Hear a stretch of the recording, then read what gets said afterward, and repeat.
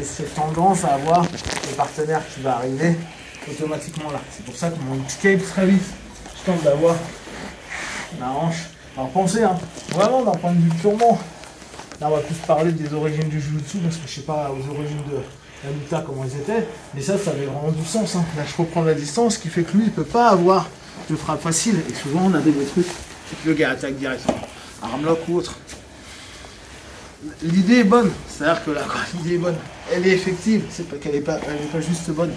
D'accord? Donc, quand on dit à quelqu'un le hipscape c'est important, c'est vraiment fondamental dans un aspect de protection de soi, que ce soit MMA, Vale-Tudo, ou que ce soit dans la rue. Après, au niveau sportif, on peut en discuter de plein de façons possibles, même si ça reste une posture de base. Donc, là, on était là, je dis égal tout justement.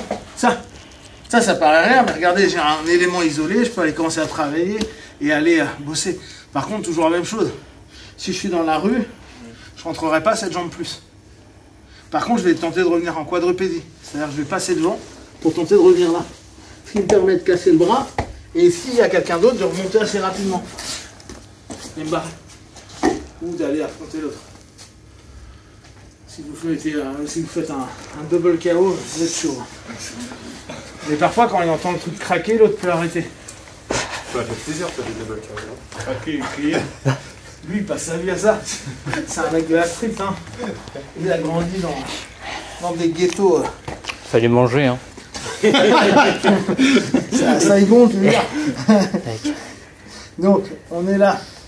Ça s'en est. Maintenant, j'ai vraiment peur. Il a un gros biscotto. Je me dis, putain, je suis pas bien. Je me suis pris des coups. Je suis un peu amoché. Je vais chercher à aller plus sur l'arrière. D'accord? Ce qui fait que là, si j'ai envie de sortir, c'est pas évident pour lui parce que j'y mets mon poids. D'accord? Et cette fois, ma bascule, j'ai toujours la même chose. Je escape, sauf que ma main, qui est au niveau de sa hanche, je vais chercher à ce qu'elle aille dessous. D'accord? Si je peux, là je peux percuter, je fais la même chose de l'autre côté. Hop. Et je vais repartir. C'est pas évident pour lui de me maintenir. Hein.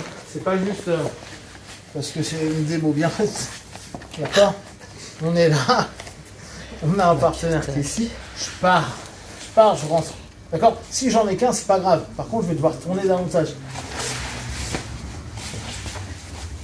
Je peux revenir sur ce qu'on a vu les semaines passées. D'accord? Ça, c'est intéressant. Surtout que souvent, c'est de la luta. On n'est pas avec un kim. Et si vous êtes dans la street en train de faire ça, c'est que vous avez mal commencé votre journée. Ou mal fini. Voilà. Donc déjà, il y a eu un truc qui déconne. D'accord? Là, je me maintiens, je poste. Allez, on va travailler une main pour l'instant. Je vais partir et venir me glisser. Ok?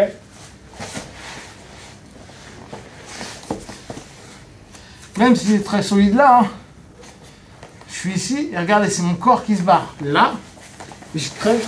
Hop. Hop. Tu pontes et en fait tu crées un vide. Exactement.